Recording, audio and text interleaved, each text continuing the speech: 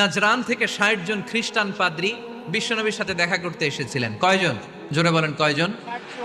তারা যখন দেখা করতে এসেছে, মদিনার বাজারে তারা দাঁড়িয়েছে। ইন দ্য মিন টাইম জোহরের আজানের সময় মসজিদে নববী থেকে আজান হচ্ছে। সুমধুর আজানের ধ্বনি শুনে তারা থমকে দাঁড়িয়েছে। বাজারে দেখতে লাগলো আজান হওয়ার সাথে সাথে ব্যবসায়ীরা দৌড় মসজিদে। কিন্তু কি আজীব তামাশা, তাদের নাজরান দেশে ব্যবসায়ীরা যেমনি দোকানপাট বন্ধ করে ছুটে, মদিনার মুহাম্মদ সাল্লাল্লাহু আলাইহি ইসলামের উম্মতেরা দোকান বন্ধ করে ছুটে না। দোকান যে যার যার দোকান যেরকম ছিল ওইভাবে রেখেই দৌড়। দোকানের শাটার নামায় না, দোকানের ক্যাশ বক্সে তালা ঝুলায় না। নাজরানের খ্রিস্টানরা দেখলো না, তালা টালা ঝুলায় না। স্বর্ণের দোকানদার স্বর্ণ টর্ণ রাইখা নামাজে দৌড়। এই দৃশ্য দেখে খ্রিস্টানরা অবাক, কয় থাক আর দেখা করার দরকার নাই। কিভাবে মুহাম্মদ সাল্লাল্লাহু আলাইহি ইসলাম গোটা বিশ্ব কবজায় এনেছে এই দৃশ্যই দেখে আমরা বুঝতে পেরেছি। তারপরে অনেকে বললো এত দূর থেকে এসেছি মিটিংটা করে যাই। জোহরের নামাজের পর তাদের দুধ যেয়ে বলল খ্রিস্টান পাদ্রী এসেছে ৬০ জন দেখা করতে চায়। বিশ্বনবী বিপাকে পড়ে গেলেন, হায় হায় কই বসতে দিব, আমার তো